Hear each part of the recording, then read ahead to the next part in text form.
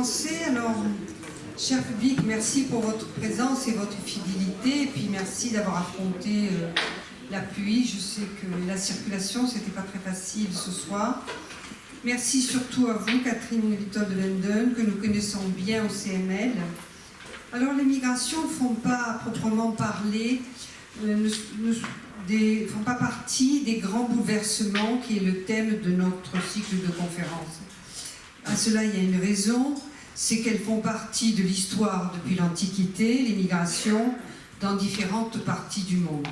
Mais aujourd'hui, à l'heure de la mondialisation, penser les migrations du présent et de celles à venir va nécessiter certainement un bouleversement politique et un bouleversement des mentalités.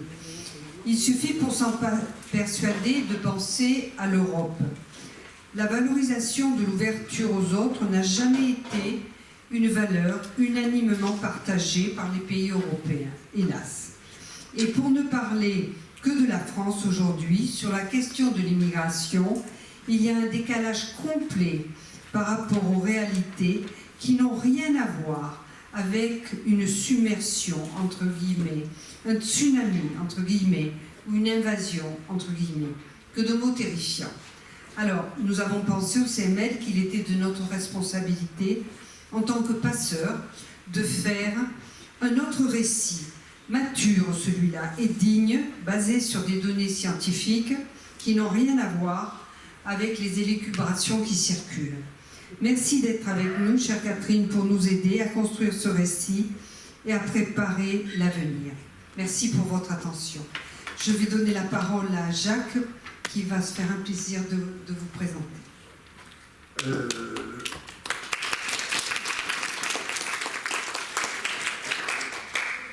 Madame de Vanden, vous êtes politologue française, spécialiste des questions migratoires. Vous êtes par ailleurs militante du droit à l'immigration en France, directrice de recherche émérite au CNRS, docteur d'État en sciences politiques à l'IEP de Paris. Elle est une spécialiste des migrations internationales sur lesquelles elle a mené depuis une vingtaine d'années de nombreux travaux. Elle est par ailleurs consultante auprès de l'OFCE, du Conseil de l'Europe, de la Commission européenne et experte externe. Je ne sais pas ce que ça veut dire, experte externe. C'est un groupe de travail avec des non-membres du Haut Commissariat aux réfugiés. Voilà, auprès du Haut Commissariat des Nations Unies pour les réfugiés.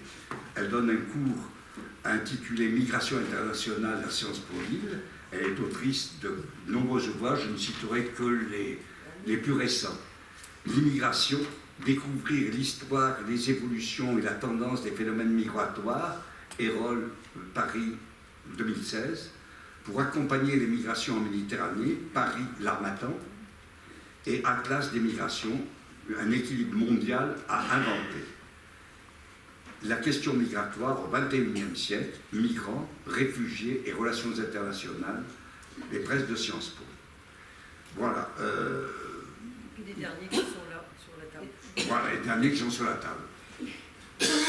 Voilà, je m'arrête là parce que je ne voudrais pas l'embarrasser, donc je lui cède la parole.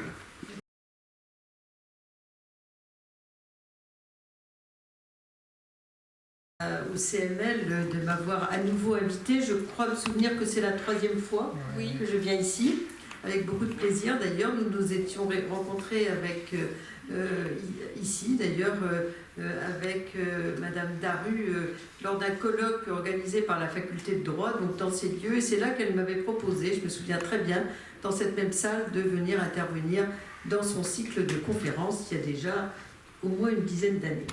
Et c'était un colloque sur la thématique de la transgression, je me souviens très bien. Voilà. Et donc, je vais traiter de deux thèmes. À Sciences Po, on adore les plans en 2 parties, donc ça tombe très très bien, si j'ose dire. Des idées reçues sur l'immigration et qu'il faut essayer d'abandonner pour construire de nouvelles solidarités et je vais essayer d'expliquer en quoi elles sont nouvelles, mais aussi en quoi elles s'appuient sur toute une série de valeurs, si j'ose dire, qui sont aussi bien des valeurs européennes que des valeurs universelles. Donc merci aussi d'avoir accepté mon changement de date, qui n'est peut-être pas le plus pratique pour vous tous. On est à la veille des fêtes. Ce déplacement à Toulon, fort agréable d'ailleurs. Je remercie ceux qui m'ont accueilli. C'est le dernier de l'année pour moi. Parce que j'ai un cours en fait le 27 février à la date qui était prévue initialement, qui se termine à 18h, donc je ne pouvais pas être à Toulon pour la même heure ce soir-là. Donc merci à vous d'avoir pris en compte ce changement de date. Donc je vais d'abord commencer sur les idées reçues parce qu'elles ont fleuri pendant la campagne présidentielle passée, mais que malheureusement elles sont encore pour beaucoup dans les têtes parce qu'on a une sorte de diffusion des idées populistes sur les thématiques de l'immigration qui sont devenues une sorte de prêt-à-penser dans les pays européens et pas seulement dans les pays européens. On voit qu'aux États-Unis, on est à peu près dans le même contexte. Et je commence par une citation de Gramsci, même si je n'ai jamais été gramscienne, mais j'ai trouvé que ça s'appropriait tout à fait à mon propos d'aujourd'hui. Le vieux monde se meurt, le nouveau monde tarde à apparaître, et dans ce clair-obscur surgissent les monstres.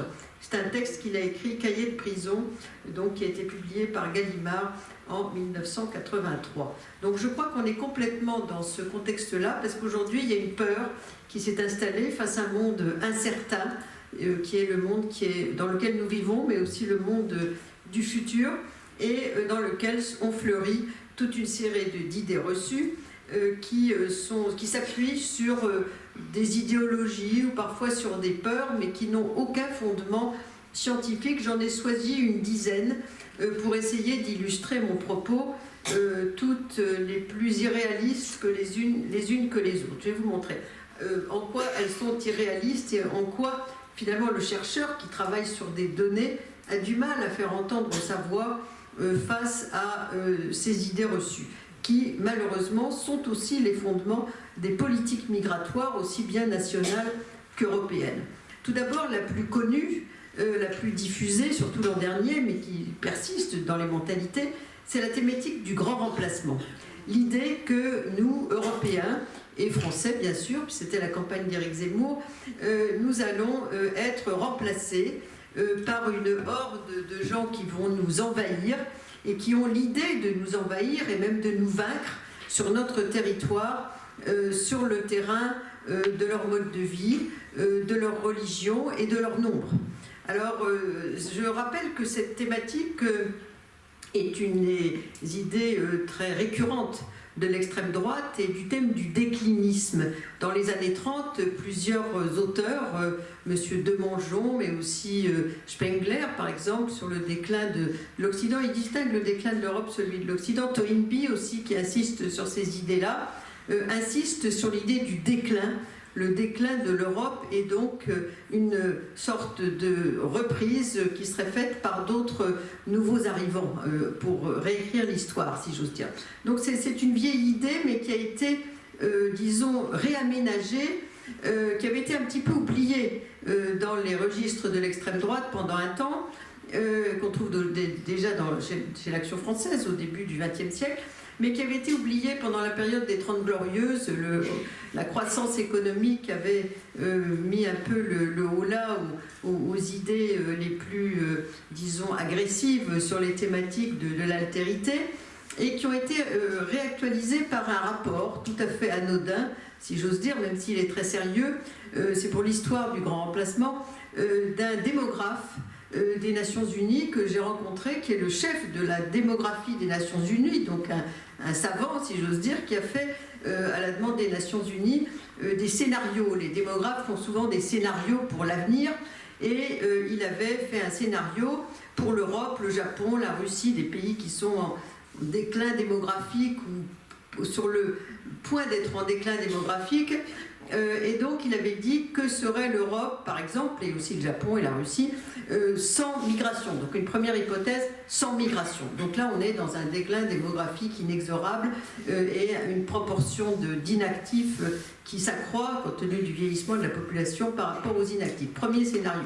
Deuxième scénario, de combien d'immigrés aurions-nous besoin pour répondre aux besoins du marché du travail. On est en plein dans ce sujet aujourd'hui puisque le projet de loi de notre ministre de l'Intérieur prévoit de régulariser les sans-papiers dans les secteurs où ils correspondent à des besoins du marché du travail. C'est une question que se posent la plupart des pays européens, certains l'ayant déjà mis en œuvre, comme l'Allemagne par exemple.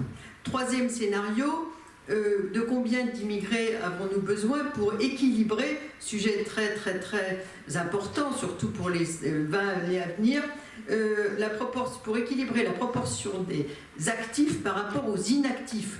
On sait que dans les pays vieillissants, il y a moins d'actifs et une proportion d'inactifs qui croît avec l'allongement de la durée de la vie. Et donc le coût, le poids de ces inactifs, s'il y a de moins en moins d'actifs, devient très important. Et le dernier scénario de M. Joseph Grambla, donc le patron de la démographie, c'était de combien d'immigration aurions-nous besoin pour rééquilibrer la pyramide des âges, c'est-à-dire pour ne pas avoir une tour, comme aujourd'hui on a une tour, on a moins de naissances mais beaucoup de gens qui vivent très vieux, heureusement d'ailleurs, et puis avoir une vraie pyramide, c'est-à-dire plus de naissances donc à la base.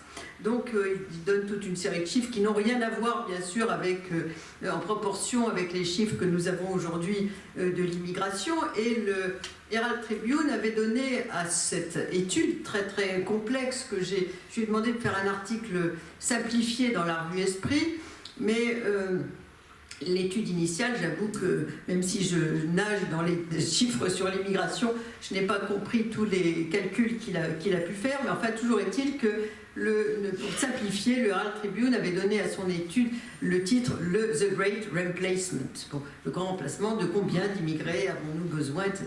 C'est la question initiale qu'il se pose en prospective.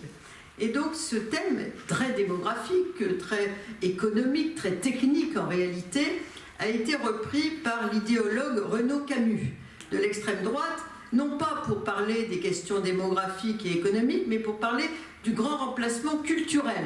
C'est-à-dire qu'il change le thème original de Joseph Grambla, qui n'a pas d'option idéologique particulière à ma connaissance, mais qui fait de la démographie, pour essayer de dire, en fait, on est menacé par un grand remplacement culturel. Ça reprend les idées de Huntington, le clash des civilisations, il faut le rappeler, et quelques autres idéologues, Jean Raspail par exemple, qui avait écrit dans le Figaro Magazine en 1985, et pourtant on a dépassé la date, serons-nous encore français dans 30 ans? Si vous avez l'occasion de retrouver ce numéro que j'ai gardé, le Figaro Magazine, il y a une sorte de prophétie de Jean Raspail qui décrit une Europe où on a un débarquement invasif. À l'époque, il parle de Bangladeshis qui arriveraient à Saint-Raphaël, donc tout près d'ici, et qu'on ne saurait plus comment gérer. Donc c'est l'idée de l'invasion des très pauvres.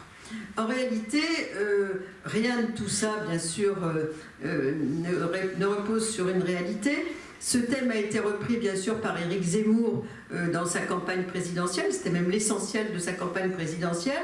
Et la plupart des démographes qui ont écrit là-dessus, François Héran, qui est professeur au Collège de France, Hervé Lebras aussi, qui est professeur à l'École des hautes études, l'un polytechnicien, l'autre normalien quand même, des gens sérieux si j'ose dire, qui expliquent que le grand remplacement, peut-être dans 300 ans, 500 ans, il y a toujours des choses qui changent dans les civilisations, certaines disparaissent, d'autres peuvent apparaître, mais enfin avec 68 millions d'habitants en France et 250 000 entrées moyennes en France chaque année, même si on a un volume de sans-papiers qui n'est pas connu d'ailleurs, il faudrait quand même beaucoup d'années pour qu'il y ait un grand remplacement. Donc il n'y a pas de grand remplacement, c'est une idée complètement erronée, si j'ose dire, mais qui malheureusement a eu beaucoup de succès dans l'opinion publique. Et je rappelle que malheureusement, beaucoup de catholiques pratiquants, d'après le sondage qui avait été fait par le CEVIPOF, le Centre de recherche de Sciences Po sur la vie politique française, notre cousin, puisque moi je suis au CERI, Centre d'études des relations internationales, avait donc fait un sondage et montrait que 37% des catholiques pratiquants réguliers, il n'y en a plus beaucoup, qui vont à la messe tous les dimanches, avaient voté soit pour Marine Le Pen, soit pour Zemmour, soit pour les deux aux élections présidentielles. Donc là, il y a une vraie inquiétude sur ces gens qui ont peur d'un grand remplacement qui est fondé sur des images. De temps en temps, à la télévision, il y a eu du terrorisme, il y a des banlieues qui brûlent, il n'y en a pas eu beaucoup depuis 2005, mais enfin, il y a des phénomènes graves qui se sont produits, on a fait les procès du terrorisme, etc., mais on n'est pas du tout dans le contexte du grand remplacement. Il y a même des régions en France où ce n'est pas le problème de l'immigration, c'est le problème de l'émigration, du départ des Français des territoires qui est inquiétant, notamment pour les jeunes s'ils veulent trouver du travail. Donc cette idée ne repose sur rien, absolument rien, et à l'échelle mondiale, il n'y a pas de grand remplacement, sauf dans le passé, il y en a eu dans le cas des Amériques, le peuplement des Amériques, du Nord et du Sud, ça a été du grand remplacement à l'égard des Indiens, il ne faut pas l'oublier.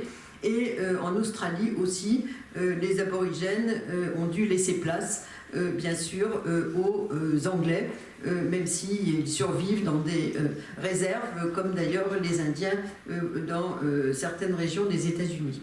Donc là, ça a été vraiment des pays d'immigration, de peuplement, qui ont volontairement ou pas, après il y a eu des épidémies, il y a toute une fait table rase d'une partie de la population qui était sur place, mais dans les autres cas, il n'y a pas de grand remplacement. Donc je voulais quand même répondre à ce sujet parce qu'il a eu beaucoup de succès pendant la campagne. Donc c'est une idée fausse sur lesquelles il y a beaucoup de... Il y a un livre de Hervé Lebras qui est sorti cette année, qui a eu un prix de la Sorbonne et qui s'appelle « Il n'y a pas de grand remplacement », qui est tout à fait remarquable pour ceux qui s'intéressent au sujet. Et point par point, il répond à toutes ces questions, montrant que cette idée est ancrée dans toute une idéologie d'extrême droite qui était déjà présente dans l'entre-deux-guerres. Deuxième thème, comme idée reçue, très important, qui d'ailleurs rejoint la première, l'Afrique va nous envahir.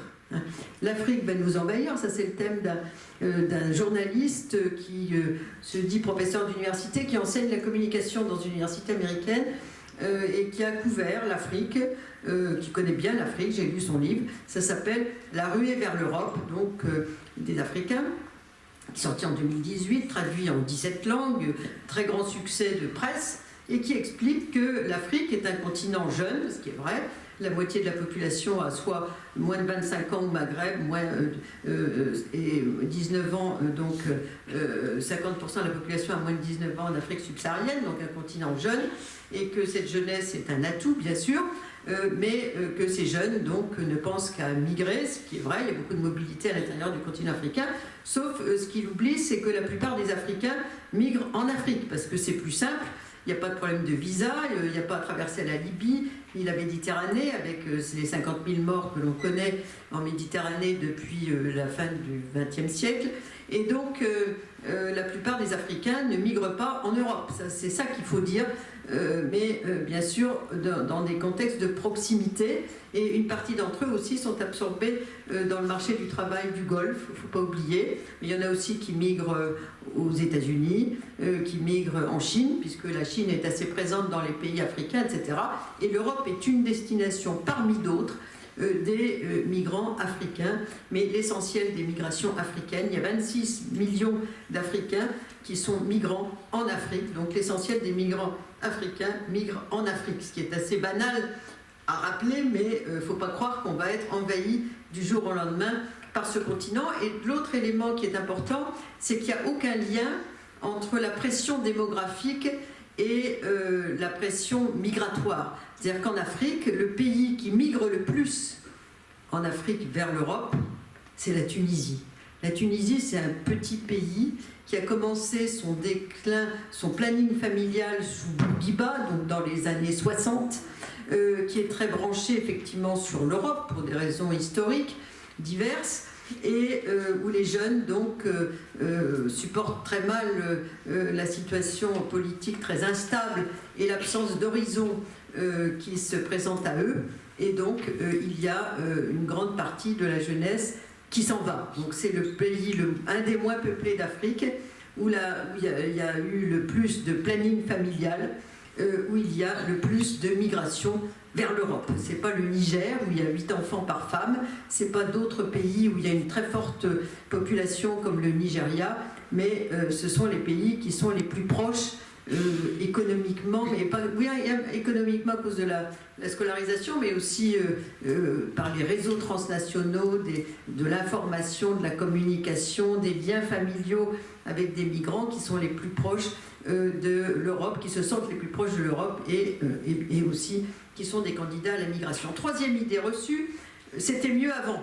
Ça, c'est une idée très répandue, quand les migrants étaient des Européens blancs et chrétiens. Alors là, il y a une abondante croyance là-dessus.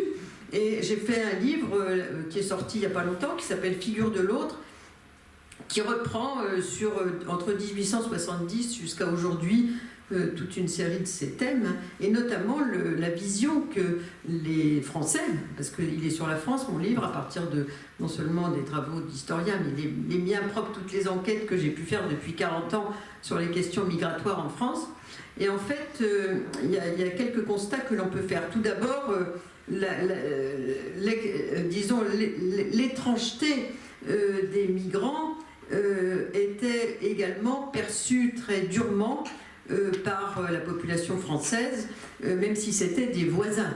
Si retourner sur Germinal, Zola, qui décrit les Belges qui travaillent dans les usines, dans les mines du nord de la France, les Belges étaient haïs par les Français parce que ils les vivaient comme des concurrents sur le marché du travail, et ils avaient le sentiment que ces gens ne comprenaient pas le monde ouvrier qui était en train de se structurer à l'époque. Idem avec les Italiens. Les Italiens ont été tués à Aigues-Mortes, il ne faut pas l'oublier, dans les salines du Midi, parce qu'ils étaient perçus par les ouvriers français comme des concurrents qui travaillaient plus d'heures qu'eux, qui voulaient, disons, travailler pour moins cher, et qui étaient perçus comme des gens qui vivaient entre eux, donc déjà communautarisme, le couteau facile, donc la violence, et qui donc ne venaient que pour gagner de l'argent, mais qui ne s'intéressaient pas du tout à ce qu'on pourrait appeler l'assimilation. Donc en fait, déjà, les griefs que l'on faisait à des gens qui nous paraissent maintenant proches étaient perçus comme indépassables à l'époque, à la fin du XIXe siècle. Ne parlons pas des vagues de réfugiés pour lesquels les thématiques du terrorisme, on parlait surtout des anarchistes, des anarcho-syndicalistes, qu'on a utilisé pour ceux qui arrivaient, par exemple, d'Espagne, au moment de la guerre d'Espagne, donc entre 1936 et 1939, mais aussi pour toute une série d'autres arrivants d'Europe centrale et orientale. Et la peur de l'anarchisme violent était très répandue à l'époque. Donc même les thèmes de la sécurité étaient déjà mobilisés, sans parler bien sûr de la peur de l'immigration algérienne dans 3 départements français en Algérie, qui étaient gérés non pas par le ministère du Travail, comme toutes les autres migrations, mais par le ministère de l'Intérieur dès la fin de la Première Guerre mondiale. Il ne faut pas l'oublier. Donc, en fait, il y a une très grande... Moi, ce que je constate, c'est qu'il y a une très grande stabilité des stéréotypes, quelles que soient les nationalités qui en sont l'objet. Donc, ce n'est pas la façon dont on perçoit la nationalité, c'est les thèmes qui sont toujours les mêmes et qui réapparaissent finalement au fur et à mesure des différentes vagues migratoires. Et ce qu'on reprochait à un Belge, mais parfois aussi ça pouvait être un Breton ou quelqu'un qui venait du Limousin, c'était à peu près les mêmes choses que ce qu'on reproche aujourd'hui à des gens qui peuvent arriver d'Albanie ou du Kosovo. Donc très grande stabilité des stéréotypes, et c'était pas mieux avant. Il ne faut pas croire qu'on était dans une période particulièrement généreuse et accueillante dans le passé. Les Italiens ont été très mal accueillis, les Espagnols, surtout les réfugiés, très mal accueillis, etc. Donc on n'a pas du tout à regretter le passé. Et la dimension religieuse était même très mal perçue. on les trouvait trop conservateurs. Les critiques qui étaient faites sur le conservatisme religieux catholique des Italiens et des Polonais, dans une France très laïque et même parfois un peu anticléricale, qui était celle de la Troisième République, était extrêmement mal perçue à l'époque, et c'était perçu comme un obstacle à la syndicalisation, à l'unité du monde ouvrier et donc à un grand mouvement social dont certains rêvaient à l'époque.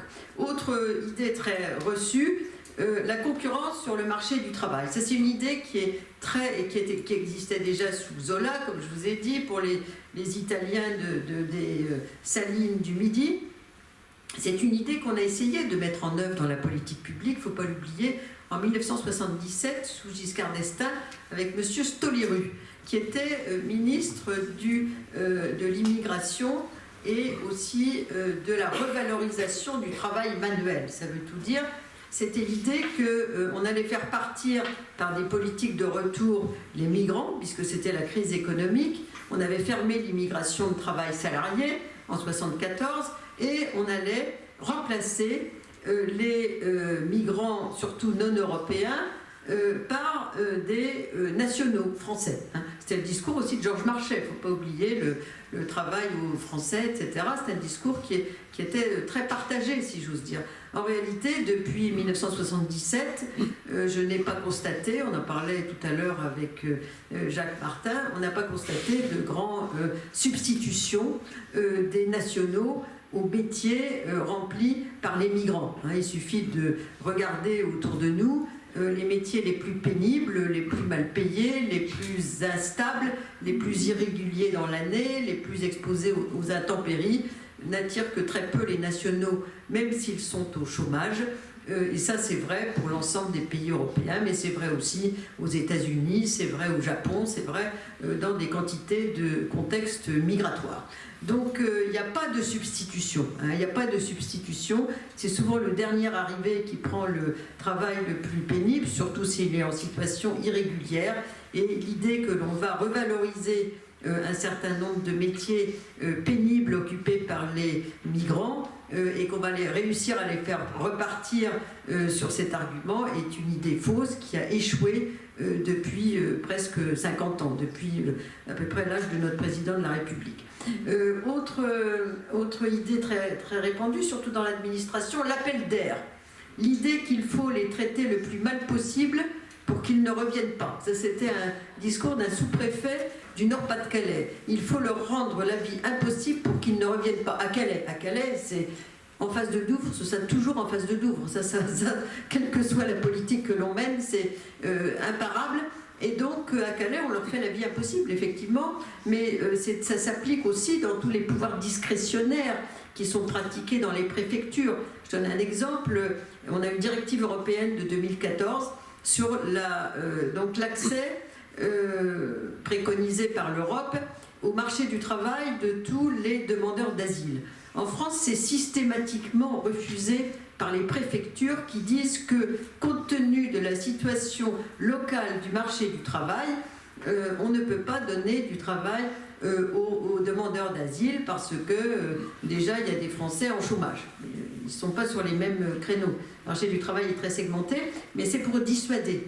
C'est une mesure qu'on a mise en place en 1991. Alors que cette même année, en Allemagne, on rétablissait le droit au travail des demandeurs d'asile qui est systématiquement appliqué aujourd'hui pour les demandeurs d'asile. Donc on ne respecte pas la directive européenne de 2014 et on essaye de pourrir la vie des gens. Il suffit de voir comment ça se passe à Calais, mais aussi dans quelques autres endroits, sous le métro Stalingrad à Paris, parce qu'on refuse tout. Il y a des tas de gens qui n'ont pas de la possibilité d'un hébergement, y compris des mineurs, donc qui ont une vie impossible parce qu'il faut éviter l'appel d'air. Mais l'appel d'air n'existe pas. Les gens qui arrivent, ils fuient la guerre, ils fuient l'absence de perspective chez eux, ils ne viennent pas pour la sécurité sociale, dont ils ignorent parfois une grande partie des subtilités à 20 ans, ni pour la retraite.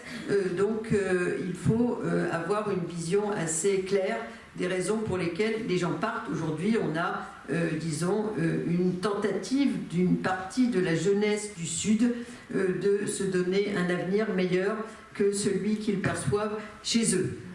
Et ça, l'appel d'air, c'est une idée, c'est une sorte presque de philosophie de l'administration de l'immigration en France depuis très longtemps, et notamment au guichet des préfectures. Ensuite, autre idée reçue, il n'y en a pas tant que ça, mais il suffit de fermer les frontières pour que les gens, pour que l'immigration s'arrête. On a vu ça. L'idéal de certains partis d'extrême droite, ça s'est réalisé pendant la Covid. On a fermé les frontières. On s'est aperçu que ce n'était pas si exceptionnel que ça, parce qu'on manquait de main-d'œuvre dans certains cas, par exemple, notamment dans le cas d'une migration frontalière pour ramasser les fruits et légumes. On l'a vu en Allemagne avec les Ukrainiens. Je ne savais pas qu'ils ramassaient les asperges. Maintenant, ils font autre chose de plus dangereux, mais les femmes marocaines qui ramassent les fraises en Espagne. En France, c'était la collecte des fruits et légumes dans le sud de la France, etc.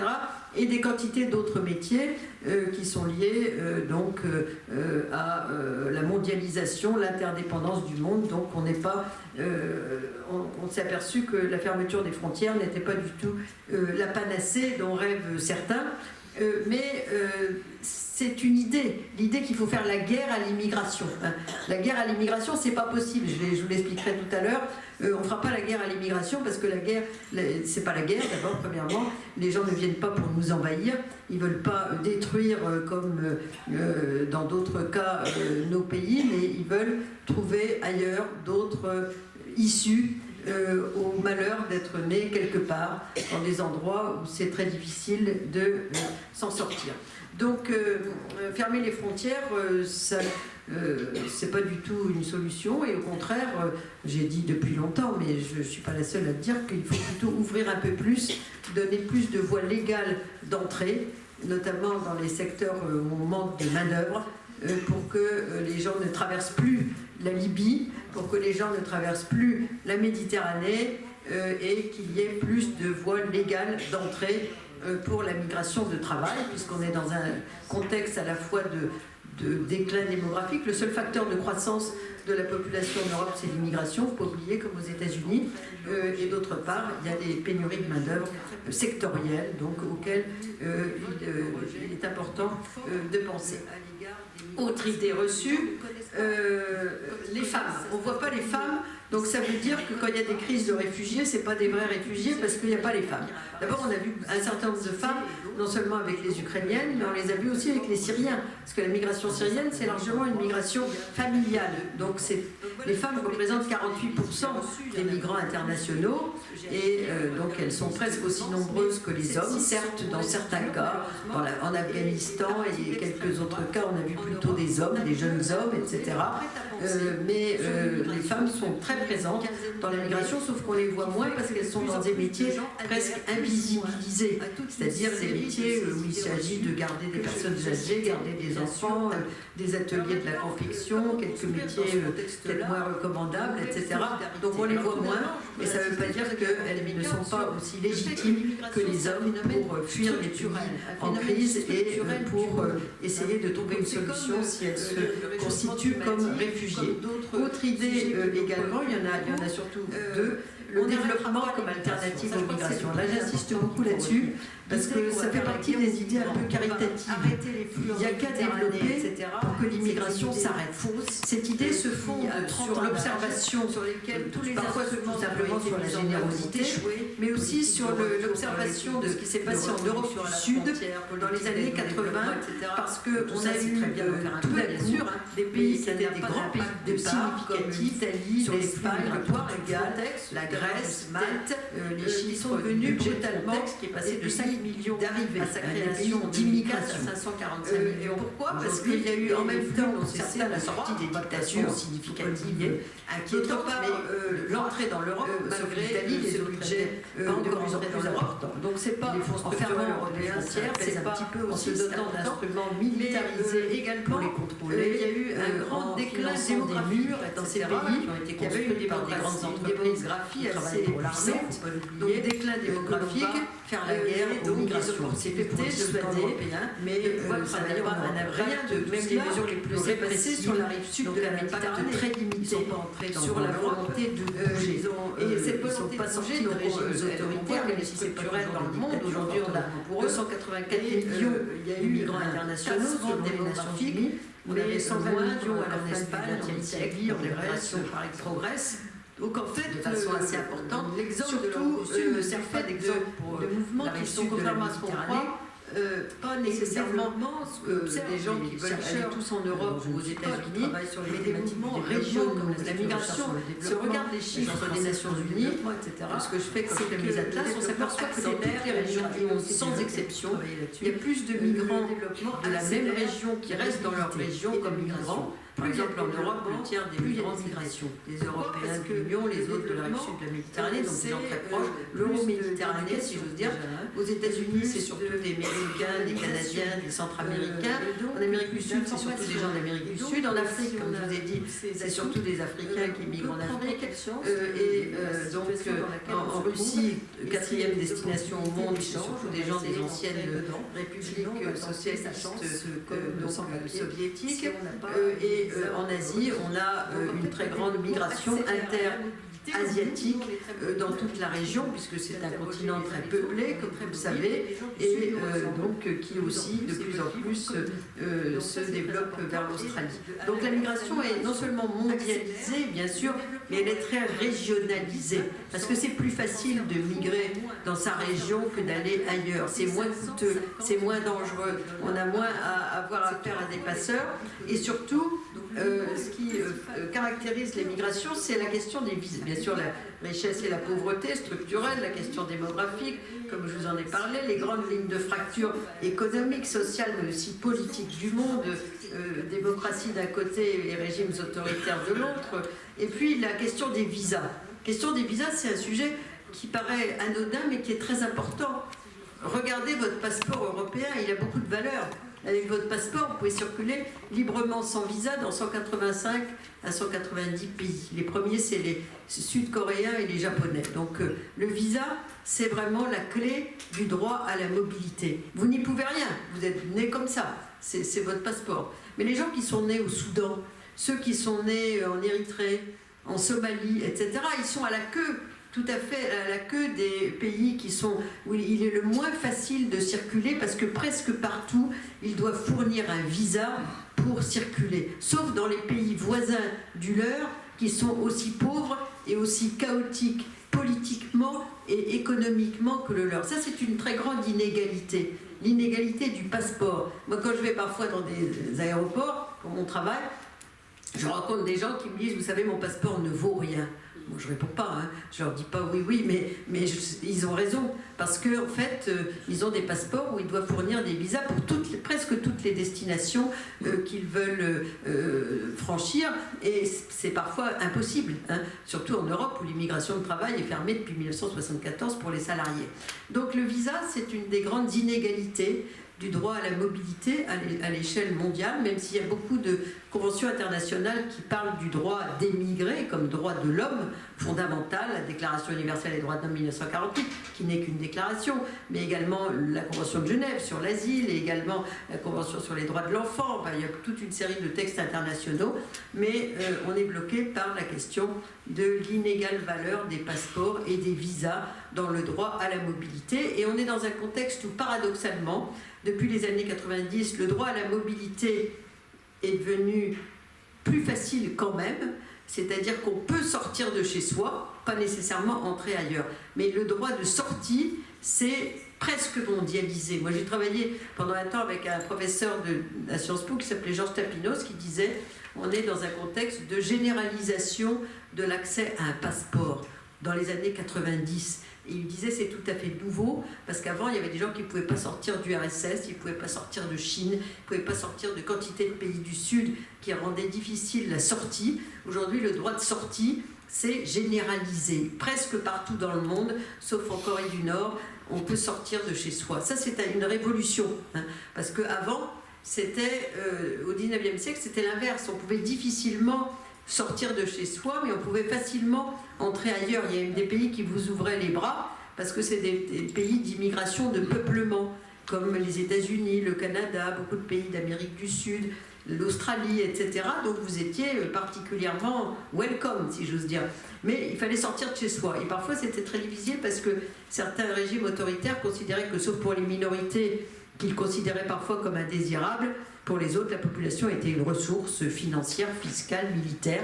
Donc il fallait interdire ou restreindre la possibilité de sortie. Donc droit de sortie difficile, droit d'entrée facile. Aujourd'hui, on a un droit de sortie facile, un droit d'entrée très difficile à cause des visas et des politiques migratoires, donc sécuritaires à peu près partout dans les grands pays d'accueil du monde. Donc la logique migratoire s'est inversée, si j'ose dire, à partir des années 1990.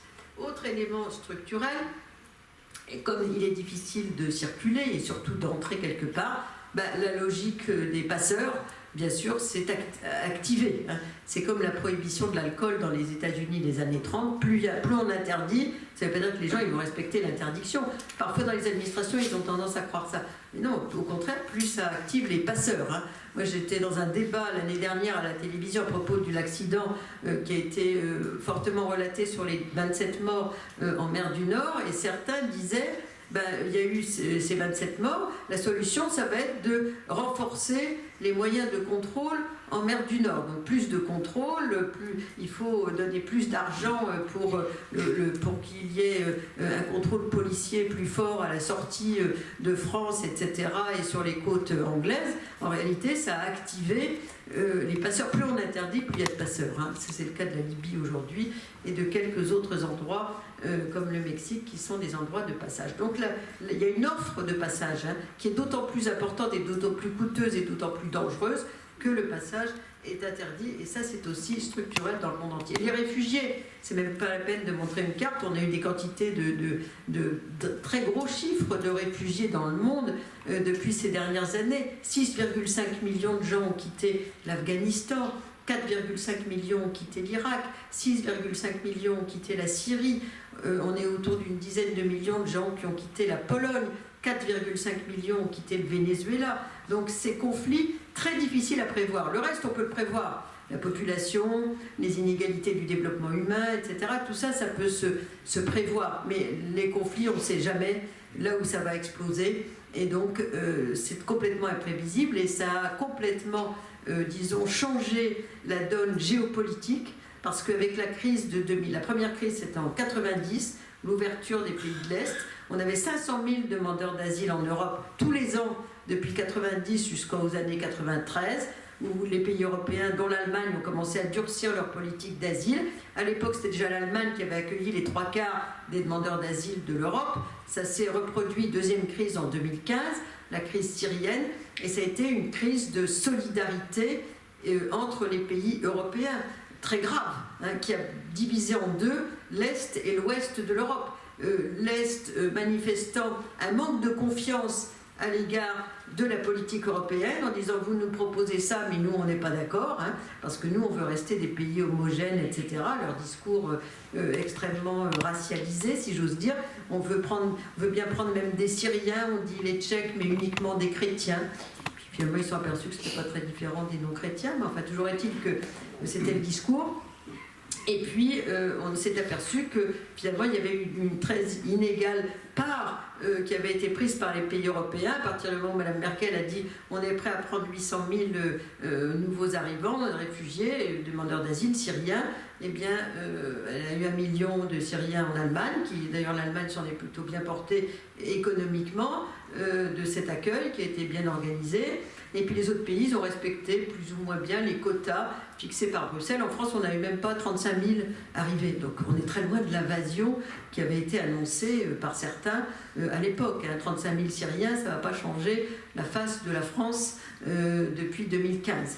Et puis ensuite, on a eu une troisième crise, les Ukrainiens. Alors là, un changement complètement de politique, et on a une politique beaucoup plus solidaire entre les pays européens. Pourquoi ? Parce que les Ukrainiens, parce que la plupart des réfugiés, il vous faut avoir ça en tête, vont se réfugier, ce qui est assez ordinaire comme propos, dans les pays voisins de la région de crise, parce que c'est plus facile. On parle la même langue, on connaît nos voisins. Donc il ne faut pas oublier que 90% des Afghans depuis 1979, l'invasion soviétique, sont allés se réfugier au Pakistan et en Iran. Pourquoi? Parce que c'est des pays voisins. Et certains parlent la même langue entre le Pakistan et l'Afghanistan. C'est pour ça qu'ils veulent aller, pour certains, en Angleterre, parce qu'ils connaissent bien les Pakistanais depuis maintenant plus de 40 ans. Et donc, c'est toujours les voisins. Les Soudanais sont surtout allés se réfugier en Égypte, par exemple, ou en Ouganda, ou alors travailler dans le Golfe. Donc, chaque fois qu'on a une crise, c'est les pays de proximité. Les Vénézuéliens sont allés se réfugier en Colombie, et hier, c'était les Colombiens qui allaient se réfugier au Venezuela, parce qu'ils parlent la même langue, ils sont voisins, etc. De même, on a eu beaucoup de cas comme cela dans beaucoup de migrations sud-sud. Il ne faut pas oublier que les migrations d'aujourd'hui de réfugiés sont surtout des migrations du sud au sud, et pas du sud au nord. Les pays du sud souvent n'ont pas signé, 50 d'entre eux sur 194 pays n'ont pas signé la Convention de Genève, mais ils tolèrent chez eux des réfugiés parce qu'eux-mêmes ils en produisent à d'autres périodes, donc c'est une sorte de retour de service rendu, si j'ose dire. On a un phénomène de proximité, donc quand il y a des crises, elles se font surtout par proximité. Pareil pour les Ukrainiens. Les Syriens sont allés en Turquie, 4 millions en Turquie, 1 million au Liban, qui n'a que 4 millions d'habitants, etc. Donc on peut répéter pour beaucoup d'autres exemples. Et pour les Ukrainiens, l'essentiel est allé en Pologne. Plus de 4 millions sont allés en Pologne et d'autres dans d'autres pays voisins. Il ne faut pas oublier que des pays qui étaient très hostiles à l'accueil des réfugiés non-européens du passé se sont montrés généreux pour l'accueil parce que c'était des Blancs, des Européens, des chrétiens et des gens qui parfois avaient fait partie du même pays. Ça, c'est très important. La Pologne d'hier, c'est une partie de l'Ukraine d'aujourd'hui. Il ne faut pas l'oublier, toute la région de l'ouest de l'Ukraine, c'était la Pologne. Et de même que ce qui est aujourd'hui la Pologne, à l'ouest, c'était l'Allemagne d'hier. Donc il y a une translation qui fait que la Pologne s'est montrée la plus proche de la crise ukrainienne, mais aussi la Hongrie, puisque le sud de l'Ukraine a été austro-hongrois, il ne faut pas l'oublier, la République tchèque aussi, qui avait une population ukrainienne, et puis beaucoup de pays européens avaient déjà une migration ukrainienne de travail depuis longtemps. Ils étaient là déjà en Italie, en Espagne, dans les métiers de service, dans les métiers de la construction, etc. Donc ils n'étaient pas inconnus dans les pays européens, donc il y a eu une grande solidarité. Et avec plusieurs niveaux, comme on dit en sciences politiques, une politique multiniveau. Bruxelles a déterré, si j'ose dire, la fameuse protection temporaire qui avait été inventée en 2001 pour les Kosovars, jamais appliquée. Tout d'un coup, alors, de nombreuses associations disaient qu'il faut appliquer la directive sur la protection temporaire pour les réfugiés parce que ça permet d'avoir plus vite accès aux droits. On n'a jamais osé. Là, on a osé. On l'a mise en œuvre pour la première fois pour les Ukrainiens parce que ça permet d'accéder plus rapidement aux droits sociaux, au travail, à la scolarisation et toute une série d'autres droits, accès au logement, etc.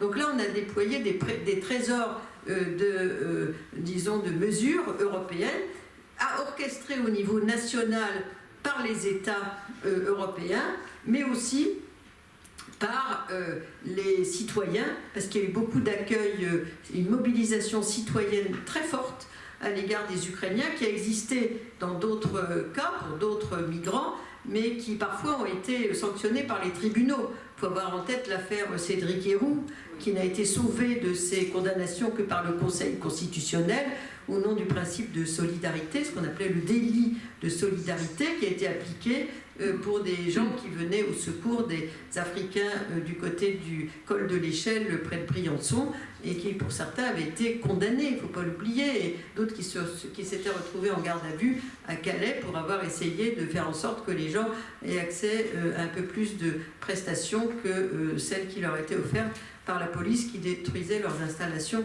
toutes les nuits. Donc en fait, on a deux poids, deux mesures, si j'ose dire. Les Ukrainiens d'un côté et les autres, dans une certaine racialisation peut-être quand même de l'accueil des réfugiés qu'on avait déjà vu en 2015, puisqu'on avait dit il y a les vrais réfugiés, les Syriens, puis les autres qui sont des tricheurs, les subsahariens. Il faut oublier qu'aujourd'hui, les subsahariens, ils ont 10% de chance d'obtenir le statut de réfugié en moyenne.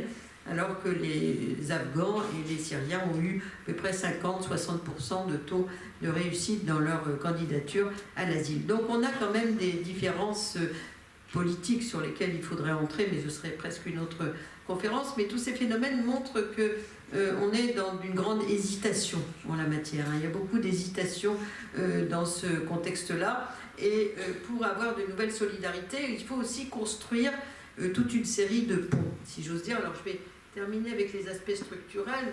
Je ne voulais pas insister plus, mais bon, les murs, les ponts, tout ça c'est connu, de plus en plus de murs. Des pays qui sont des pays mûrs, comme la Libye par exemple, et puis quelques autres éléments. Je voulais insister sur le fait que l'Europe n'est pas du tout la seule destination migratoire dans le monde. Il faut vraiment avoir ça en tête. Les États-Unis aujourd'hui, en Europe on a à peu près 45 millions de migrants, mais aux États-Unis on a à peu près un peu plus.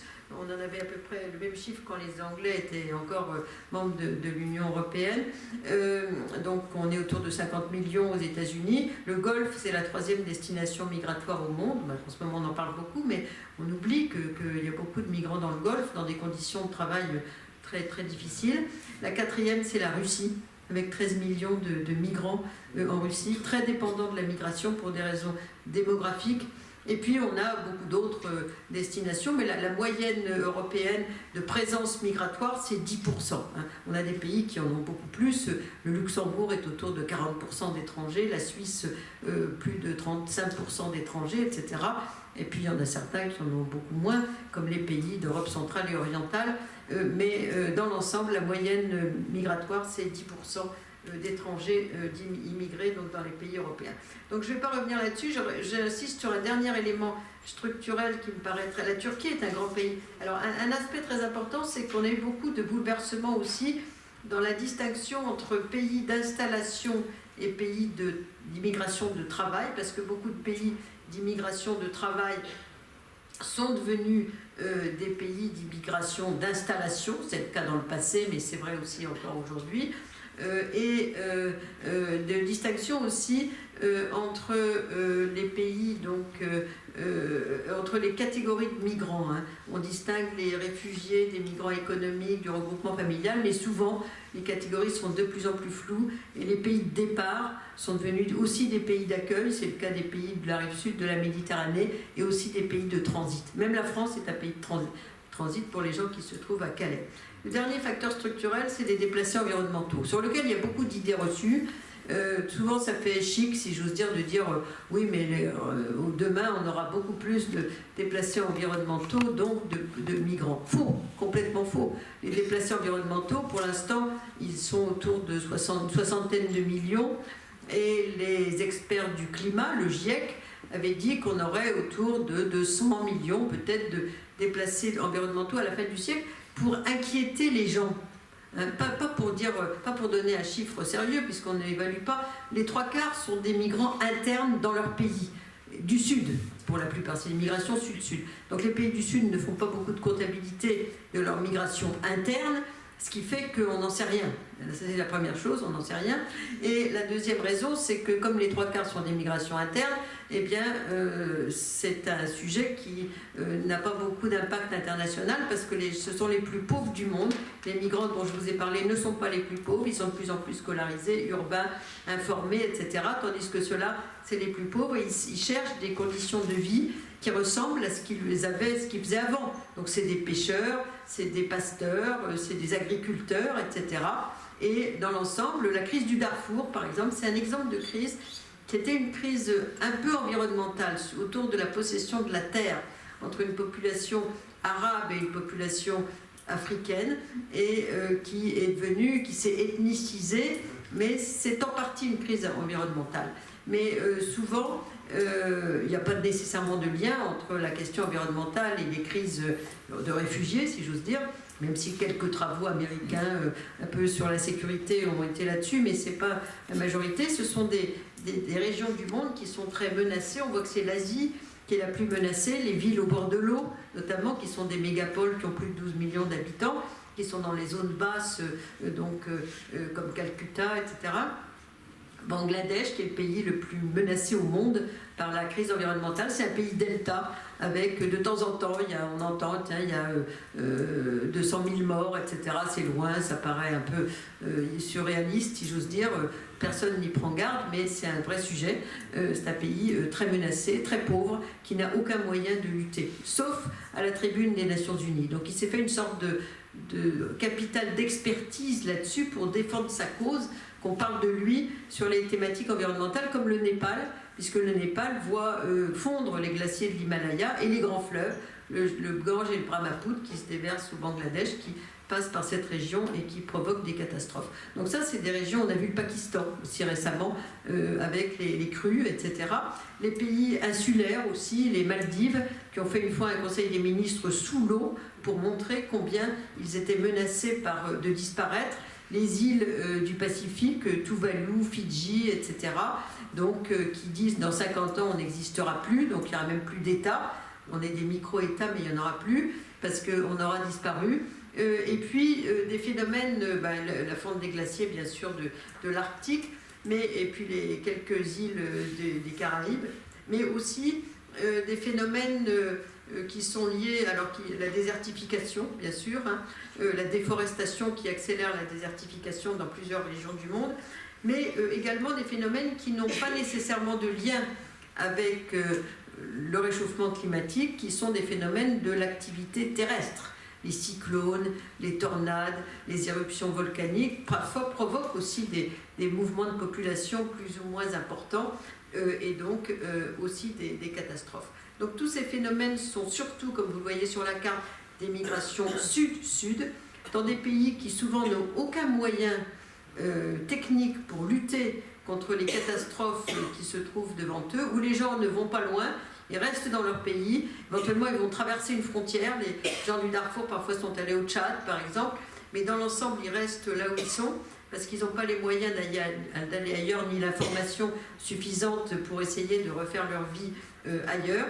Donc on est dans un contexte où ce n'est pas demain que vous aurez à votre porte un déplacé environnemental, peut-être même pas après-demain. C'est un phénomène très important à l'échelle mondiale, effectivement, qui va provoquer des mouvements de population importants, mais qui seront surtout des migrations de proximité et des migrations sud-sud. Aujourd'hui, l'essentiel des questions migratoires se passe au sud de la planète, et avec des pays qui les accueillent, qui sont des pays qui n'ont signé aucune convention internationale, qui improvisent une tolérance dans la présence des migrants, mais qui n'ont aucune politique d'intégration, etc., aucune politique de vivre ensemble, et qui donc sont plutôt dans l'improvisation de facto de la situation. Alors pour terminer, je dirais que construire de nouvelles solidarités, c'est aussi avoir quelques convictions, si j'ose dire, pour avoir des politiques volontaristes, et notamment parmi lesquelles la lutte contre les discriminations. Ça paraît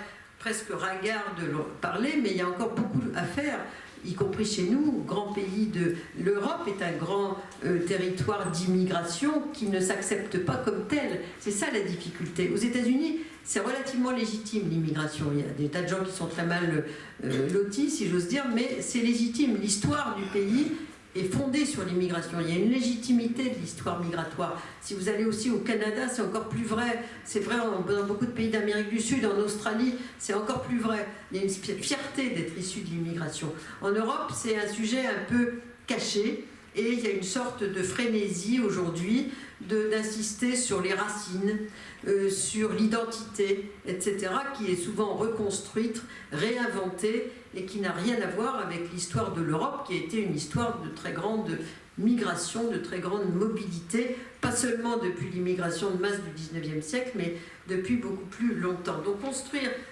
des politiques volontaristes très importantes, lutter contre les discriminations, on en est encore loin, on est loin d'être au bout des politiques qui ont été menées. Construire aussi une mémoire, c'est très important, une mémoire, les musées de l'immigration y contribuent, parce que ça donne une légitimité. Je suis toujours au conseil d'orientation du musée de l'immigration, mais c'était une bataille terrible de faire accepter par les pouvoirs publics en 2007 un musée de l'immigration très très difficile. Et il n'avait pas été inauguré, etc. C'était très compliqué parce que beaucoup de gens n'étaient pas du tout convaincus, y compris chez les décideurs publics, qu'on avait besoin d'un musée de l'immigration. Donc ça a été un très long processus pour faire accepter l'idée qu'il y a un musée là-dessus et qu'il soit légitime, etc. Et alors que dans beaucoup de pays, ça va de soi. Ellis Island à New York, si vous y allez, je vous conseille d'y faire un tour, c'est magnifique. Et on sent qu'il y a une légitimité du phénomène. Beaucoup de grandes villes du monde ont leur musée de l'immigration, à Buenos Aires, à São Paulo, à Melbourne, etc. Alors qu'en France, c'était un peu compliqué. Donc, construire une mémoire et non pas, disons, s'inventer des racines, c'est très important parce que cette idée d'identité construite sur des racines sont des idées complètement fausses, si j'ose dire. La plupart des gens sont issus, en France notamment, un Français sur 4 a un grand-parent ou un arrière-grand-parent immigré. Donc je ne vais pas insister plus là-dessus. Je terminerai sur un constat. J'avais fait une petite conférence à l'Institut Diderot et André Comte-Sponville, qui est un philosophe qui préside ces débats, si j'ose dire, il a fait une introduction que j'ai trouvée assez pertinente à la petite conférence que j'avais faite. Il dit, en fait, nous n'aurons de chance d'y parvenir donc à cette idée d'hospitalité et de solidarité qu'à la condition de renoncer à 3 rêves ou mythes qui sont autant d'idées reçues. D'abord, le rêve de pays homogènes quant à leur population. Donc l'idée que plus on est homogène, mieux c'est une idée fausse. Les pays les plus créatifs ont été souvent des pays diversifiés dans l'histoire du monde. Ensuite, l'idée caritative, mais illusoire, que ce que je viens de vous dire, que le développement dans les pays pauvres mettrait fin à leur émigration vers les pays riches. Enfin, celle moins sympathique, mais tout aussi illusoire, qu'il suffit de pourrir la vie des migrants, surtout clandestins, pour les dissuader de venir chez nous. J'ai trouvé ça tout à fait pertinent comme conclusion, parce que malheureusement, ce constat qu'il fait, il fait aussi partie des idées reçues. Donc je voulais terminer là-dessus. Les solidarités, on les a constatées, avec l'accueil des Ukrainiens. On pourrait rêver que d'autres réfugiés, demandeurs d'asile aient le même accueil. Tout d'un coup, ce qui était impossible est devenu possible. Donc finalement, ça veut dire que c'est possible. Et qu'il y a encore beaucoup d'efforts à faire sur reconstruire une mémoire et non pas s'inventer une histoire qui n'a pas de fondement à travers l'insistance faite sur des racines. J'ai un nom étranger, souvent les gens me disent d'où venez-vous, et si je leur dis d'où je viens, ils savent pas, ils comprennent pas d'où je viens, et ça c'est un problème qui est pas très grave, mais surtout ils n'acceptent pas que je n'ai pas de racines locales en France, dans un terroir bien marqué, et ça déplaît énormément. Et donc je suis surprise qu'en France aujourd'hui au XXIe siècle, cette idée de racine ait une telle légitimité. C'est une invention pure, si j'ose dire, dans le contexte mondialisé dans lequel on vit. Voilà, je termine là-dessus. Bonsoir. J'aimerais comprendre pourquoi les arguments défendus non fondés, comme vous l'avez développé par les extrêmes droite et pas que malheureusement, sont aussi mis en avant, alors que ceux que vous défendez ne sont pas mis en avant. Et du coup, les gens plongent la tête la première dans tout ce qui est faux. Tout à fait, mais c'est une très bonne question. Comment ça se fait qu'on n'arrive pas à contrecarrer par des arguments qui tiennent la route Là, je ne comprends pas, parce que c'est la base déjà. Merci. Alors, on est plusieurs, enfin, on est nombreux, parce que vous allez écouter Bertrand Badi bientôt, qui est un de mes collègues de la Sciences Po, qui s'intéresse aussi, parce que lui-même, il est issu de l'immigration. Compliqué, mais il vous expliquera tout ça, ça va être intéressant. Mais on est très nombreux, tous les gens qui travaillent sur les sujets que je vous ai développés, donc des gens très connus comme François Héran, je vous dis, professeur en Collège de France, lui, je le connais bien, il m'a dit, à partir du moment où j'ai commencé de parler d'intégration, j'ai reçu des menaces de mort. Il est prof au Collège de France, il a fait Normal Sup, il est agrégé de philo, il a été directeur de l'Institut national d'études démographiques, et on lui dit qu'il ment. Les gens ne le croient pas. Mais les gens votent pour ces idées-là. Oui, c'est un pourcentage important, c'est une réalité, ça. Voilà, c'est une. Alors donc voilà, ça, Hervé Lebras, qui adore soulever toute une série de sujets qui ont du mal à être acceptés. Hervé Lebras, il est polytechnicien, il a été directeur de recherche à l'INED, il est professeur à l'école des hautes études, etc., etc. Il a eu un prix pour son livre « Il n'y a pas de grand remplacement », délivré par la Sorbonne, que j'ai lu et qui est un livre très argumenté, hein, mais les gens ne le croient pas, hein, et beaucoup d'autres. Hein. Donc François Gemène, qui est un de mes anciens étudiants, qui est devenu un grand spécialiste des déplacés environnementaux, quand il dit les gens vont migrer dans leur région, c'est une migration interne pour l'essentiel, sud-sud, etc., les gens croient qu'à leur porte, ils vont trouver un déplacé environnemental demain. Donc tout ça, c'est difficile. Pourquoi? Parce que les décideurs publics qui construisent les politiques publiques, ils se fichent un petit peu de tous les rapports que je vous ai cités. Je vous ai fait l'économie de beaucoup de choses, mais l'OCDE, enfin des choses très sérieuses que moi je suis obligée de consulter pour faire mon atlas, etc. L'OCDE, son rapport annuel, la Banque mondiale, les rapports de l'Agence française pour le développement, l'Institut de recherche sur le développement, enfin, des quantités de données de cette nature, le rapport sur la population des Nations Unies de M. Grimblat dont je parlais tout à l'heure, tout ça c'est des choses que je considère comme sérieuses et non politiques, c'est des données. Voilà. Eh bien, les décideurs, ils se fichent de tout ça. Ils regardent quoi? Deux éléments pour décider, les sondages et la montée de l'extrême droite. C'est tout. Donc, c'est construit sur la peur. On ne veut pas regarder autre chose. Je suis d'accord avec vous, mais les médias défendent des idées comme ça. Oui, les médias, de temps en temps, ils essayent de regarder un peu plus loin, mais surtout les ministres, les ministères, ils regardent les sondages. S'ils disent... moi, je suis allée rencontrer quelques-uns, même à l'Assemblée nationale, au Sénat, on fait notre travail, on veut essayer de diffuser un certain nombre de choses, mais ils disent oui, mais regardez l'opinion publique, on peut la changer. L'opinion publique, plus la montée de l'extrême droite. L'extrême droite, elle est là, de toute façon. Donc il faut changer de politique. Ça fait 30 ans qu'on a la même... Moi, je l'ai déjà dit dans un débat télévisé une fois avec un sénateur qui était l'auteur d'un rapport l'année dernière. Je lui ai dit, écoutez, la politique publique sur l'immigration française et européenne, elle a 30 ans d'âge. Hein. Politique de retour, très peu de résultats, même s'il y a des gens qui font des retours réussis, mais ça n'a aucun... C'est pas significatif massivement. Politique de reconduction, on en parlait tout à l'heure, reconduction, aujourd'hui on a 6,7% de taux de reconduction à la frontière, les fameuses OQTF, pour des raisons diverses juridiques, mais aussi très difficultés de mise en œuvre, coûts, refus des pays de départ, etc. Donc c'est pas demain qu'on aura 100% de reconduction à la frontière réussie. Politique de développement, comme je vous ai dit, c'est très bien de faire du développement, il ne faut surtout pas croire que ça va arrêter la migration, mais ça veut dire qu'il faut quand même continuer à faire des politiques de développement. Donc toutes ces politiques, elles sont dans tous les sommets euro-méditerranéens, hein, on les retrouve, on dit toujours la même chose, dans le pacte européen sur l'immigration et l'asile, qui est pourtant très sécuritaire, mais qui n'a toujours pas été entièrement voté. Il date de 2020, on n'a pas réussi encore à Bruxelles à le faire voter parce que certains ne sont pas d'accord avec quelques mesures un tout petit peu plus générales.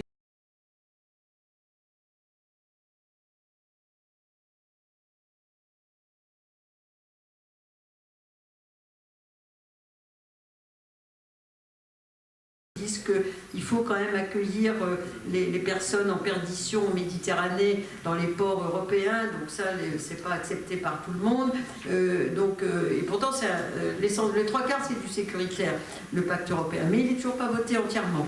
On a beaucoup de mal à faire accepter ça parce que je pense que les décideurs ont peur de ceux qui ont peur. C'est ça le vrai problème. On est dans cette logique-là, et donc on manque de... La question migratoire, c'est un sujet pas très ancien, mais qui a été enseigné il n'y a pas très longtemps, il y a 30 ans, qu'on a des cours sur les migrations, qu'on a fait des bouquins, des rapports, des choses. La plupart des gens, ils ne sont pas du tout informés. Si on leur dit qu'il y a 30 millions d'étrangers en France, ils vont le croire. Si on leur dit que Louis XIV est né au 19e siècle, ils diront non quand même. Mais si on leur dit qu'il y a... Bon, mais bon, je crois quand même qu'il y a sans doute beaucoup de professeurs d'histoire et de géographie ici et qu'ils ont fait leur travail. Mais sur l'immigration, ils croient tout. Ils croient tout parce qu'il n'y a pas de savoir encore très largement diffusé là-dessus. Donc on peut raconter n'importe quoi. Donc il y a des batailles de chiffres, il y a La plupart des gens qui sont des détracteurs du phénomène migratoire, ils mélangent l'immigration, c'est-à-dire le phénomène de gens qui sont partis d'un pays qui vivent dans un autre, qui se comptent à l'échelle mondiale, etc. 280. Et les générations issues de l'immigration, qui sont un autre sujet, qui sont un sujet qui est lié bien sûr à l'immigration, mais qui est une autre population, si je veux dire. Donc ils mettent tout en même temps. Donc bien sûr, il y a des vues qui sont très différentes selon qu'on mélange telle ou telle population avec telle autre. Donc tout ça, l'ignorance plus l'importance des sondages dans ce domaine-là et la peur de l'extrême droite fait que ceux qui ont raison, c'est les populistes. Il faudra des années de travail, d'éducation, d'information pour inverser la tendance. Ah oui, mais on commence à les enseigner quand même ces sujets-là dans les écoles, fort heureusement. Dans les universités, de plus en plus, il y a des cours de migration, donc c'est plutôt encourageant. Bonsoir, Christophe Macol, je suis avocat à Toulon et j'accompagne des étrangers. Oui. Il y a un point, quelques observations, j'aimerais votre avis là-dessus. La crise du Covid a bien arrangé la préfecture, les préfectures, parce qu'on a une politique de refus, c'est-à-dire un préfiltrage des dossiers. Ouais. Alors avant, on allait en préfecture, comment ça se passait, et on était physiquement à la préfecture, on pouvait demander un dossier. Ouais. Alors des fois, il y avait des résistances, mais on disait c'est un droit. Et maintenant, on a créé par Internet, donc déjà, pour des étrangers qui ne maîtrisent pas le français, faire une demande par Internet en scannant, c'est extrêmement compliqué, donc il faut qu'ils viennent nous voir, ou qu'ils viennent voir des associations. Et puis la préfecture, miracle, a inventé, ce qu'elle avait rêvé finalement avec la crise du Covid, c'est arrivé, elle nous refuse des dossiers, sans aucune argumentation, sans aucun motif, en disant vous ne rentrez pas dans les cases, donc on refuse. Donc après il faudrait aller, certains y vont, d'autres n'y vont pas, au tribunal administratif. Donc ça c'était ma première observation. Une habitude qui a été prise. Voilà.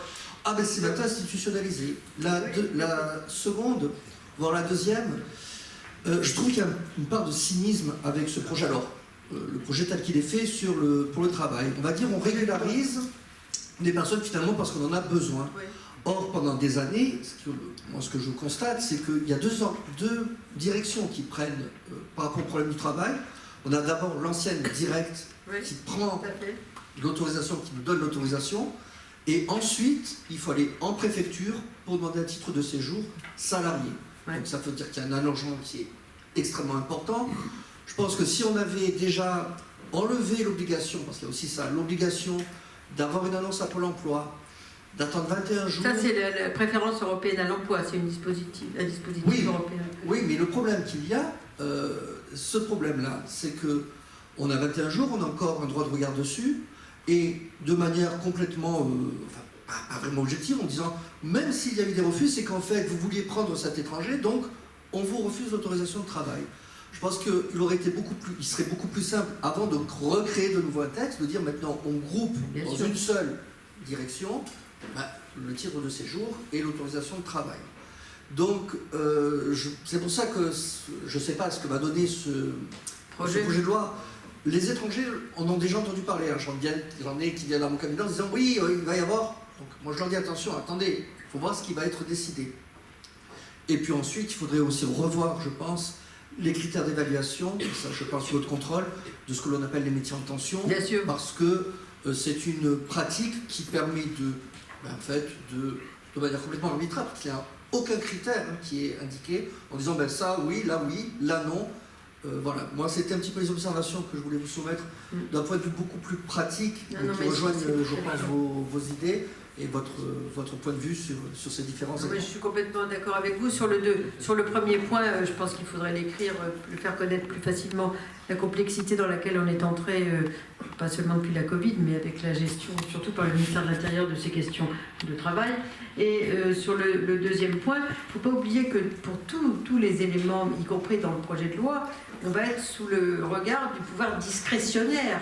C'est-à-dire qu'il y a, c'est vrai aussi pour le droit d'asile, on est complètement dans le pouvoir discrétionnaire. Aujourd'hui, je ne dirais pas que c'est à la tête du client, parce qu'il y a quand même la Convention de Genève qui sert de point de référence, la notion de persécution, de crête fondée de persécution, etc.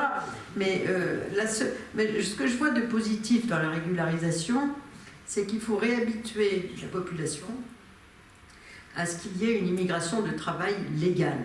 Et si on régularise ne serait-ce qu'une partie des sans-papiers dans les secteurs en tension, il y en a beaucoup de partis politiques qui vont hurler en disant ça va être l'invasion, il n'y aura pas d'invasion, mais ça fera mieux accepter un phénomène qui était normal jusqu'en 1974, qui était l'immigration de travail légal, salarié, de gens peu diplômés, moyennement diplômés, très diplômés, que ce soit normal.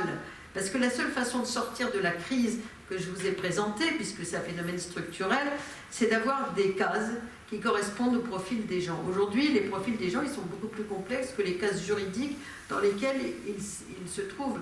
Donc si on a d'un côté une immigration de travail légale, de gens qui viennent légalement de chez eux jusqu'aux pays européens, par exemple, mais ça peut être ailleurs dans le monde, donc on a moins de passeurs, on a moins de morts en Méditerranée, on a moins de trafiquants en Libye, etc. Ça, c'est un progrès. Hein. Ça, c'est un progrès pour moi, en tous les cas. Donc ça, c'est très important. Une politique européenne ne peut pas accepter d'avoir 50 000 morts en Méditerranée. Ça, c'est très clair. Bon, donc ça, c'est un problème qu'il faut régler. Donc si on a plus d'immigration de travail légale, on aura et plus d'acceptation qu'il y ait une migration de travail légale. Ça va aussi régler une partie du droit d'asile. Pourquoi les gens demandent l'asile? Parce que certains sont persécutés dans leur pays, mais d'autres se disent c'est la seule façon d'entrer dans des pays où ils viennent qui ne sont pas non plus des merveilles de gestion politique et sociale et économique, mais qui ne sont pas nécessairement des dictatures sanguinaires, parce qu'ils n'ont pas d'autres moyens d'entrer. Donc ils se constituent demandeurs d'asile. Et ensuite, ils se font dégoûter à 99%. Donc si on a des gens qui entrent par le travail, on aura des gens qui vont entrer par l'asile qui correspondront mieux au profil, parce que les autres, ils seront entrés par le travail. Donc déjà, ça va réguler un peu la question du tri, qui est le sujet essentiel de la demande d'asile. Il ne faut pas oublier que la Cour nationale du droit d'asile, c'est le tribunal qui a le plus d'affaires en France. Donc on n'arrive plus à gérer la chose, donc c'est extrêmement difficile. Et en Europe, on a les hotspots.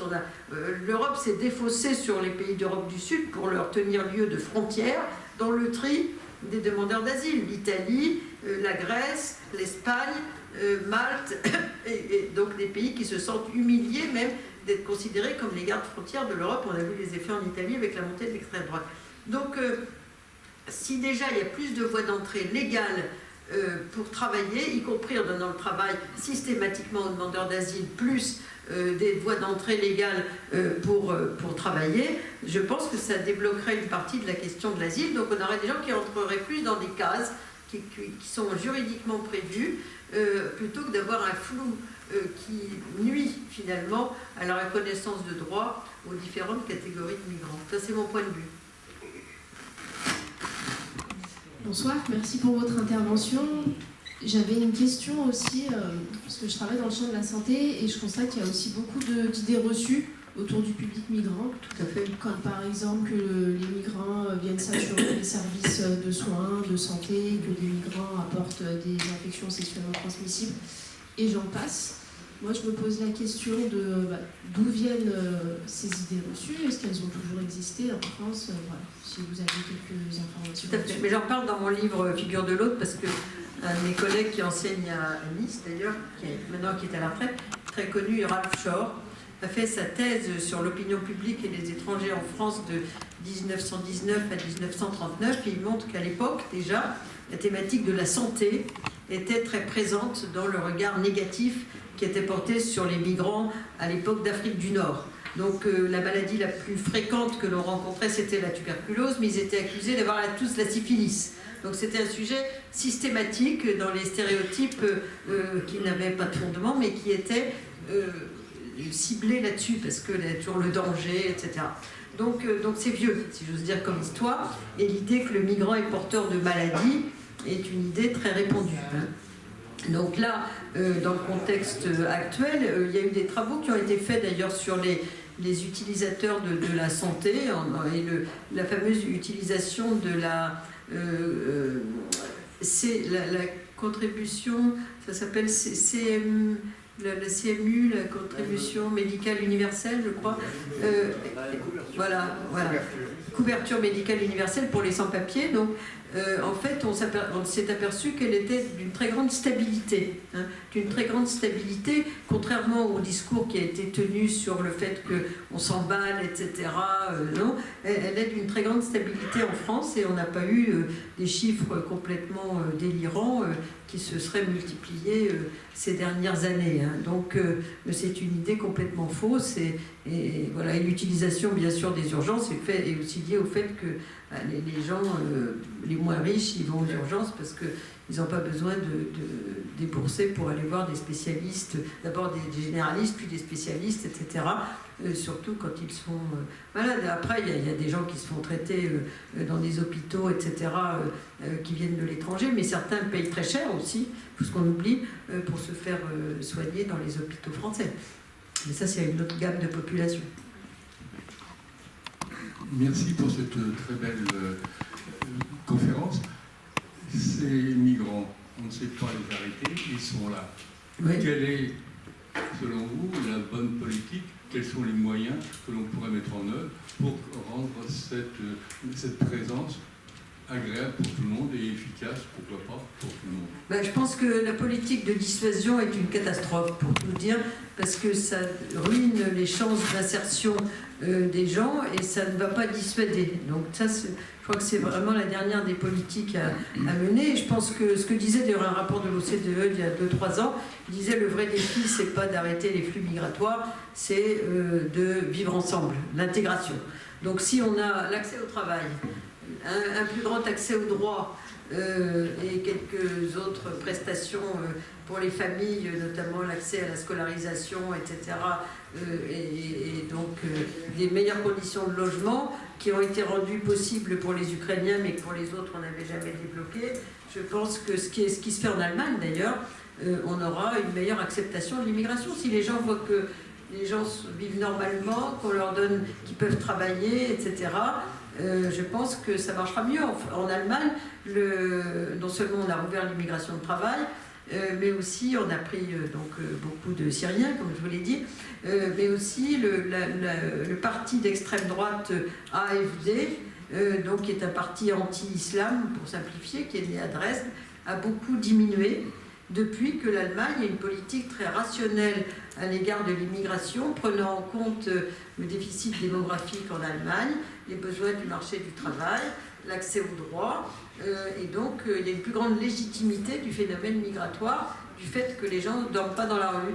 Donc à partir du moment où on considère qu'il faut dissuader et qu'il faut rendre la vie impossible pour qu'ils ne viennent plus, c'est sûr que ça ne va pas améliorer l'image du migrant. On crée des indésirables et donc ça accentue les stéréotypes négatifs sur l'immigration. Oui, je voulais vous poser une question. Est-ce que peut-être justement, si on était capable de créer des espaces publics, capable de créer la rencontre avec l'autre, tout à fait, ça changerait complètement le regard. D'abord parce que souvent la peur de l'autre est totalement irrationnelle. Je me rappelle d'avoir eu une interview sur un petit village d'Alsace où il n'y avait pas un émigré, où les votes avaient été majoritairement Front National, et on avait interrogé les gens, ils avaient dit « mais nous avons peur des migrants ». Mais alors, le journaliste leur a demandé s'ils en avaient vu, s'ils en avaient sur leur territoire. Ils n'en avaient pas, ils n'en avaient aucun. Donc c'était quelque chose de totalement irrationnel. Donc je pense qu'il va falloir quand même peut-être penser les villes de façon à ce qu'il y ait des espaces publics, qu'il y ait des rencontres, que ce soit culturel, que ce soit de tout ordre. Mais il va falloir quand même, s'y mettre au lieu de vivre dans des précarés. Alors simplement, je voulais terminer pour dire que votre conférence nous confirme encore une fois dans notre volonté de constituer avec vous tous un savoir scientifique et digne de nos valeurs. Voilà. Je vous remercie.